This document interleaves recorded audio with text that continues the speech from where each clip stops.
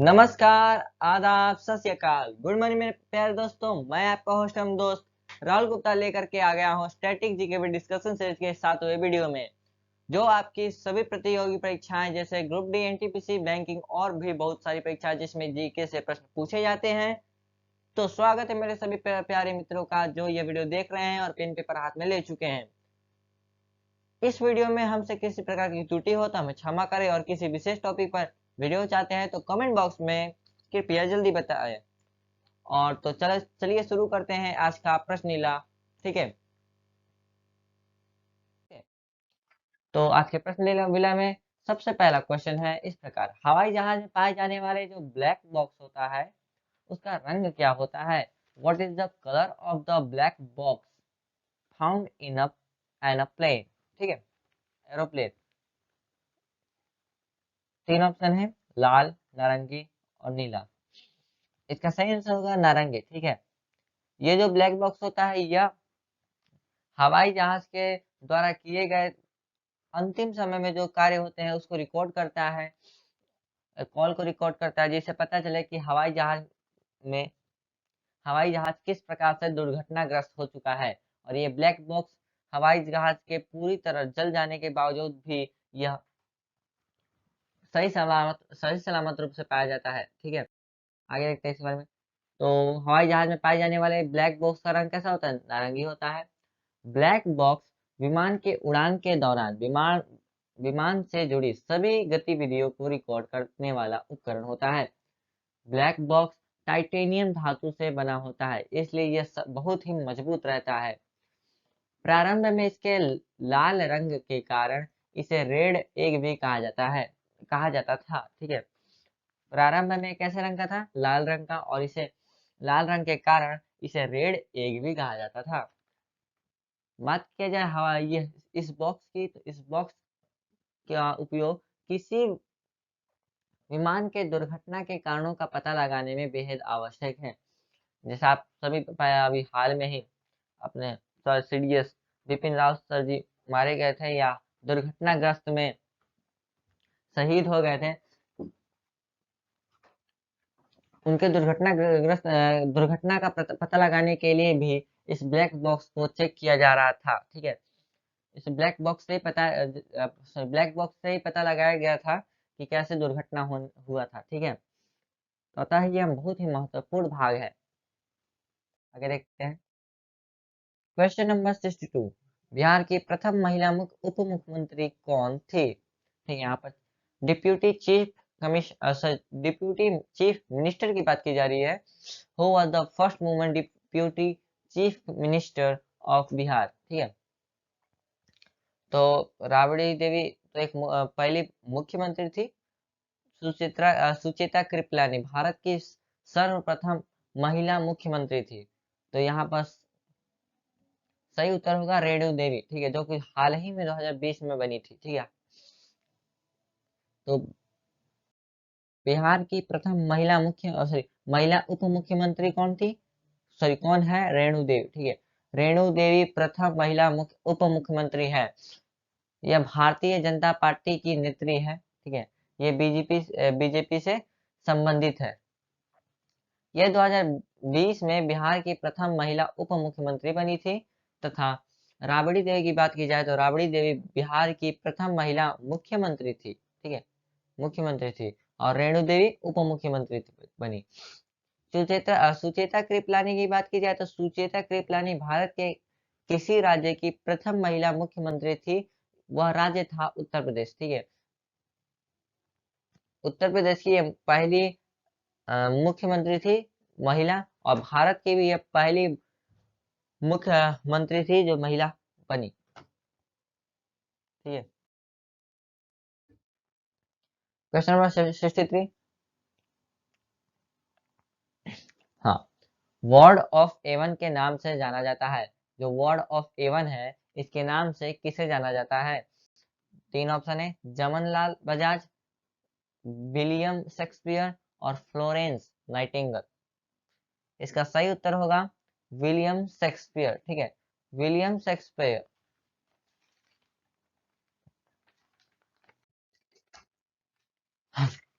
Word of Avon के नाम से विलियम शेक्सपियर को जाना जाता है। ठीक है, शेक्सपियर कौन थे? तो शेक्सपियर इंग्लैंड, जो कि आज का ब्रिटेन के महान अंग्रेजी कवि थे। ठीक है, शेक्सपियर इंग्लैंड के महान कवि, अंग्रेजी कवि थे, और आज का इंग्लैंड ब्रिटेन कहा जाता है। ठीक है, ब्रिटेन, यूनाइटेड किंगडम। शेक्सपियर को इंग्लैंड का राष्ट्रीय कवि भी कहा जाता था। ठीक है, जो शेक्सपियर है वो इंग्लैंड का राष्ट्रीय कवि भी है। ठीक है, जमनलाल बजाज की बात की जाए तो जमनलाल बजाज एक भारतीय स्वतंत्रता सेनानी थे। ठीक है, एक फ्रीडम फाइटर थे। ठीक है, ये और एक उद्योगपति यानी बिजनेसमैन भी थे। ठीक है, बिजनेसमैन भी थे। कौन? जमनलाल बजाज। इन्होंने वर्धा जो सत्याग्रह हुआ था, वर्धा में जो सत्याग्रह आश्रम की स्थापना हुई थी, वो इन्होंने ही की थी। ठीक है, बात की जाए जियोफ्री चांसर। ठीक है, जियोफ्री चांसर की बात की जाए तो ये अंग्रेजी के कवि है और लेखक एवं दार्शनिक भी थे। ठीक है, इन्हें अंग्रेजी कविता का जनक कहा जाता है। कोई किसी एग्जाम में पूछ लिया जाए कि अंग्रेजी कविता का जनक किसे कहा जाता था या है, तो जियोफ्री चांसर को अंग्रेजी कविता का जनक भी कहा जाता है। ठीक है, आगे बढ़ते हैं। Question number 64। गगनचुंबी जो इमारत है उनका नगर कहलाता है। गगनचुंबी इमारतों का नगर कौन सा शहर कहलाता है? City of skyscrapers. तीन ऑप्शन है, न्यूयॉर्क, लंदन और रोम। इसका सही आंसर होगा क्या? हाँ, न्यूयॉर्क। क्या होगा? न्यूयॉर्क। ठीक है, न्यूयॉर्क इसका सही आंसर होगा। आगे देखते हैं। आगे है, गगनचुंबी इमारतों का नगर न्यूयॉर्क कहलाता है, और न्यूयॉर्क अमेरिका का एक शहर है। अमेरिका किस महाद्वीप पर स्थित है? अमेरिका उत्तरी महाद्वीप पर स्थित है, और इसे द बिग एप्पल के नाम से भी जाना जाता है। ठीक है, द बिग एप्पल के नाम से किसे जाना जाता है? तो न्यूयॉर्क को। और गगनचुंबी इमारतों का नगर किसे कहा जाता है? न्यूयॉर्क को। तो न्यूयॉर्क को दो नामों से जाना जाता है, एक गगनचुंबी इमारतों का नगर और दूसरा द बिग एप्पल। ठीक है, द बिग एप्पल और गगनचुंबी इमारतों का नगर। बात की जाए पोप का शहर। ठीक है, पोप का शहर, सात पहाड़ियों का नगर, रक्तवर्ण महिला, प्राचीन विश्व के सामग्री, इतिहास इत्यादि नामों से रोम को जाना जाता है। अगर रोम शहर की बात की जाए तो रोम शहर को पोप का शहर कहा जाता है, सात पहाड़ियों का नगर कहा जाता है, और रक्त वर्ण महिला के नाम से भी जाना जाता है। ठीक है, और प्राचीन विश्व की सामग्री इत्यादि नामों से रोम को जाना जाता है। ठीक है, रोम। आगे बात की जाए तो क्वेश्चन नंबर 65 है, ओलंपिक में भाग लेने वाली प्रथम महिला जिम्नास्ट कौन थी? Who is the first female gymnast to compete sorry compete compete in Olympics? ठीक है, compete इन ओलंपिक्स। तीन ऑप्शन है, दीपा मलिक, दीपक पुनिया और दीपा कर्माकर। ठीक है, इसका सही आंसर होगा दीपा कर्माकर। ठीक है, दीपा कर्माकर। आगे देखते हैं। ये प्रथम जिम्नास्ट थी भारत की ओर से ओलंपिक में। ओलंपिक में भाग लेने वाली प्रथम भारतीय महिला जिम्नास्ट दीपा कर्माकर है। ठीक है, बात की जाए ये 2016 के ग्रीष्मकालीन ओलंपिक में, जो कि रियो डी जेनेरियो शहर में हुआ था, यह ब्राजील का एक शहर है, और हुआ था, यह ब्राजील का शहर है। यह भारत के त्रिपुरा राज्य की रहने वाली थी, यह है। ठीक है, सॉरी अभी है।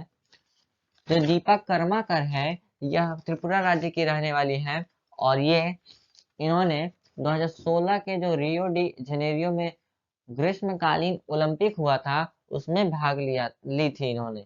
और जो रियो डी जेनेरियो है, यह ब्राजील का एक शहर है। ठीक है, बात किया जाए दीपा मलिक की, तो दीपा मलिक एक भारतीय महिला पैरा एथलीट है। ठीक है, बात किया जाए दीपा पुनिया की, तो दीपा पुनिया एक प्रसिद्ध महिला पहलवान है। ठीक है, एक प्रसिद्ध महिला पहलवान है।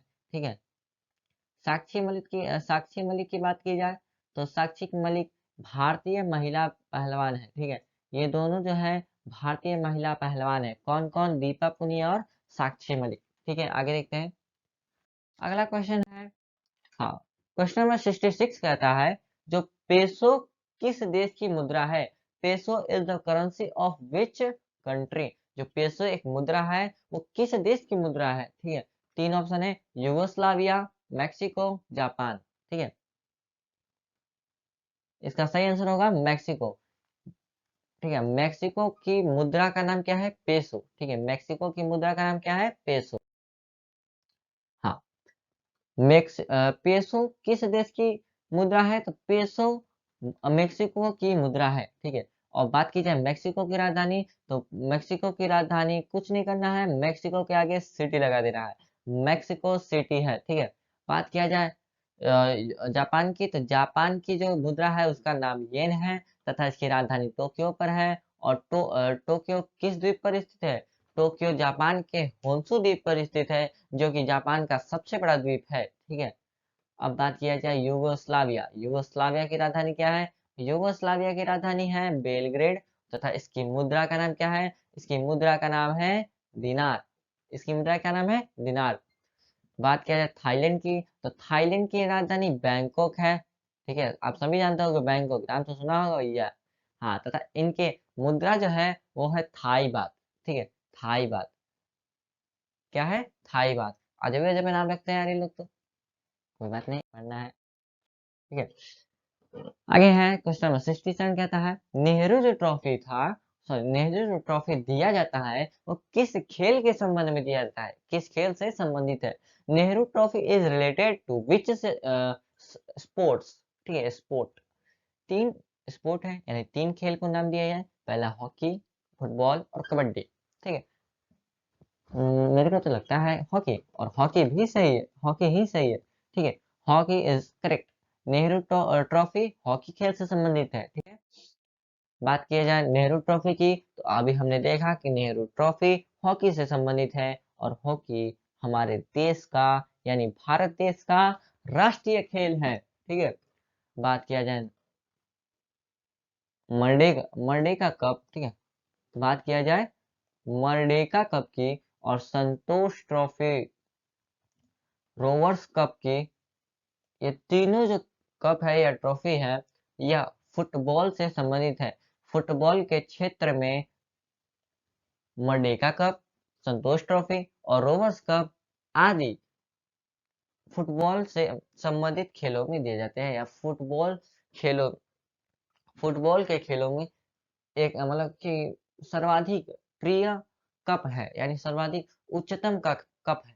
ठीक है, कौन कौन से? मर्डेका कप, संतोष ट्रॉफी और रोवर्स कप। ठीक है, आदि फुटबॉल से संबंधित है। ठीक है, बात किया जाए जयलक्ष्मी कप की, पद्मावती कप की। ठीक है, और इंदिरा इंदिरा कप की बात की जाए, ये किस खेल से संबंधित है? यह है टेबल टेनिस खेल से संबंधित है। टेबल टेनिस में अच्छे प्रदर्शन करने वाले को जयलक्ष्मी कप या पद्मावती कप या इंदिरा कप आदि से सम्मानित किया जाता है, या आदि से पुरस्कृत किया जाता है। कौन से तीन होते? तो जयलक्ष्मी कप, पद्मावती कप और इंदिरा कप से टेबल टेनिस के जो खिलाड़ी होते हैं उनको सम्मानित या पुरस्कृत किया जाता है। बात किया जाए त्रावणकोर, ठीक है, त्रावणकोर कप की और त्रावणकोर कप की, तो ये टेबल टेनिस की राष्ट्रीय महिला प्रतिस्पर्धा से संबंधित है। जैसे महिलाओं को दिया जाता है, जो राष्ट्रीय महिला प्रतिस्पर्धा है उन्हीं को यह कप दिया जाता है टेबल टेनिस के क्षेत्र में। आगे देखते हैं, बात की जाए क्वेश्चन नंबर 68, मिस्र का सबसे बड़ा पिरामिड कौन सा है? ठीक है, जो मिस्र का पिरामिड है ना, सब लोग जानते हैं पिरामिड पिरामिड, तो which is the largest pyramid in Egypt? ठीक है, विश्व का सबसे बड़ा पिरामिड कौन सा है? तो तीन पिरामिड है, कफरी का पिरामिड या कुफू पिरामिड या जेडफ्रे पिरामिड। ठीक है, तो इसमें सही आंसर होगा कुफू का पिरामिड। ठीक है, हाँ, मिस्र देश जो है उसका सबसे बड़ा जो पिरामिड है वो कुफू नामक पिरामिड है। ठीक है, इसे ही गीजा का पिरामिड भी कहा जाता है। ठीक है, इसे गीजा का पिरामिड के नाम से भी जाना जाता है। अधिकतर लोग इसे गीजा का पिरामिड कहते हैं, लेकिन इसका नाम है कुफू पिरामिड। ठीक है, तो दोनों ही नाम याद कर लीजिए, कुफू पिरामिड या गीजा के पिरामिड, ये दोनों एक ही है। ठीक है, विश्व के 7 अजूबों में ये शामिल है। हाँ, ये तो बोलना भूल ही गए। जो कुफू जो पिरामिड है, जिसे हम गीजा का पिरामिड कहते हैं, वो विश्व के जो 7 अजूबे हैं उनमें ये शामिल है। ठीक है, ये दुनिया का सबसे बड़ा, या सॉरी सबसे बड़ा बोल रहा हूँ, सबसे ऊंचा पिरामिड। ठीक है, ये दुनिया का सबसे ऊंचा पिरामिड है, और ये मिस्र देश का भी सबसे बड़ा पिरामिड है या ऊंचा पिरामिड है बोल सकते हैं। ठीक है, आगे देखते हैं। इस प्रश्न की चर्चा करने से पहले हम आपसे निवेदन करते हैं कि आप इस चैनल पर नए हैं तो इस चैनल को सब्सक्राइब करें और वीडियो को लाइक करें और शेयर करें, और अपने मित्रों तथा प्रियजनों के साथ भी इसे शेयर करें, जिससे हमें उत्साह या मोटिवेशन मिलता है। और जल्द ही बायोलॉजी का क्लास शुरू कर दिया जाएगा, तथा जितना भी पढ़ रहे हैं उसका एक टेस्ट सीरीज आएगा। ठीक है, हर हफ्ते आएगा, इस हफ्ते तो नहीं आ पाया, रविवार को, तो ये पिछले रविवार को तो नहीं आ पाए, लेकिन अगले रविवार यानी अगले रविवार को हम जरूर लाएंगे। तो इन्हीं सब जो प्रश्न हैं उनको जानने के लिए इस चैनल को सब्सक्राइब करें और वीडियो को लाइक करें और अपने प्रियजनों के साथ शेयर करें। तो देखते हैं क्वेश्चन नंबर 69। तो क्वेश्चन नंबर 69 जैसा कि आप सबको दिख रहा है, शानदार जो दूरियों का शहर है वो किस शहर को कहा जाता है? शानदार दूरियों का शहर किस शहर को कहा जाता है? तो 3 ऑप्शन है, न्यूयॉर्क, लंदन और वॉशिंगटन डीसी। इसका सही आंसर होगा वॉशिंगटन डीसी। ठीक है, आगे बढ़ते हैं। वॉशिंगटन डीसी किसकी राजधानी है? वॉशिंगटन डीसी अमेरिका की यानी यूनाइटेड स्टेट्स ऑफ अमेरिका की राजधानी है। शानदार दूरियों का शहर, ठीक है, शानदार दूरियों का शहर के उपनाम से वॉशिंगटन डीसी को जाना जाता है। आप सभी जानते होंगे डीसी, लास्ट में डीसी लगता है, तो डीसी का मतलब क्या है? डीसी का मतलब है डिस्ट्रिक्ट ऑफ कोलंबिया। ठीक है, डिस्ट्रिक्ट ऑफ कोलंबिया। आगे बढ़ते हैं, याद कर लीजिएगा, कितने को तो याद नहीं होगा। डीसी का अर्थ है डिस्ट्रिक्ट ऑफ कोलंबिया। ठीक है, अब फिर से देखते हैं, वॉशिंगटन डीसी, वॉशिंगटन डीसी संयुक्त राज्य अमेरिका की राजधानी है। न्यूयॉर्क की बात की जाए तो न्यूयॉर्क पहले हम पढ़ चुके हैं, द बिग एप्पल के नाम से भी जाना जाता था, और गगनचुंबी इमारतों का नगर भी इसे कहा जाता है। ठीक है, पीछे पीछे पढ़ चुके हैं। ठीक है, तो न्यूयॉर्क को द बिग एप्पल तथा गगनचुंबी इमारतों का नगर भी कहा जाता है। ठीक है, बात किया जाए पूर्व का मैनचेस्टर, ये भी हमने प्रीवियस वीडियो में चर्चा कर चुके हैं इससे, तो फिर से एक बार रिवीजन हो जाता है। तो पूर्व का मैनचेस्टर कहाँ पर है? ओसाका। ओसाका कहाँ पर है? ओसाका जापान में स्थित है। ठीक है, विश्व का जन्नत, विश्व का जन्नत पेरिस को कहा जाता है। पेरिस कहाँ स्थित है? फ्रांस में स्थित है। और एमरोल्ड द्वीप की बात की जाए तो एमरोल्ड द्वीप आयरलैंड में स्थित है। कहाँ पर स्थित है? आयरलैंड में। तो अगले क्वेश्चन की तरफ बढ़ते हैं। हम्म अगला क्वेश्चन थोड़ा शानदार होने वाला है। क्वेश्चन नंबर 70 कहता है, कैलाश पर्वत को हाईलाइट कर देता हूँ। कैलाश पर्वत को हिलाता रावण भारतीय मूर्ति कला की उत्कृष्ट कृतियों में से एक है जो यहाँ पाई गई है। ठीक है, Ravana moving Mount Kailash is one of the masterpieces of Indian sculpture sculpture found here। 3 option है, अजंता गुफाएं, एलोरा गुफाएं या चितायन चितायन वासल गुफाएं। ठीक है, तो इसका सही आंसर होगा एलोरा की गुफाएं। ठीक है, एलोरा की गुफाएं। आगे बढ़ते हैं, समय ज्यादा हो गया। कैलाश पर्वत को हिलाता रावण भारतीय मूर्तिकला की उत्कृष्ट कृतियों में से एक है जो कि एलोरा की गुफाओं में पाई जाती है। ठीक है, एलोरा एक पुरातात्विक स्थल है। एलोरा कैसा स्थल है? तो एक पुरातात्विक स्थल है जो भारत के औरंगाबाद क्षेत्र में महाराष्ट्र में पाया जाता है। महाराष्ट्र में स्थित है, सॉरी महाराष्ट्र में स्थित है, महाराष्ट्र के औरंगाबाद में स्थित है, तथा इनका निर्माण राष्ट्रकूट राष्ट्रकूट वंश के शासकों द्वारा बनवाया गया था। ठीक है। और एलोरा की जो गुफाएं हैं उन्हें यूनेस्को द्वारा एक विश्व धरोहर स्थल के रूप में स्वीकृत किया गया है। ठीक है। अजंता की गुफा महाराष्ट्र, ठीक है, अजंता की जो गुफा है वो महाराष्ट्र में स्थित है तथा अजंता की गुफा संख्या 16 तथा 17 गुप्त काल से संबंधित है। कौन से काल से? गुप्त काल से संबंधित गुफाएं जो अजंता की गुफाएं हैं, तो 16 नंबर और 17 नंबर की गुफाएं गुप्त काल से संबंधित है। बात की जाए खंडंग उदयगिरी और खंडगिरी गुफाएं के बारे में, तो उदयगिरी और खंडगिरी गुफाएं उड़ीसा राज्य में स्थित है। ठीक है। जैसा कि आप जान चुके हैं आज का लिए, तो आज का क्वेश्चन तो खत्म हो चुका है। तो हम निवेदन करना चाहते हैं कि अगर आपने इस चैनल को सब्सक्राइब और वीडियो को लाइक नहीं किया है तो जरूर लाइक शेयर एवं सब्सक्राइब करें। तब तक के लिए धन्यवाद। मिलते हैं नेक्स्ट क्लास में। जय हिंद, जय भारत। Thank you.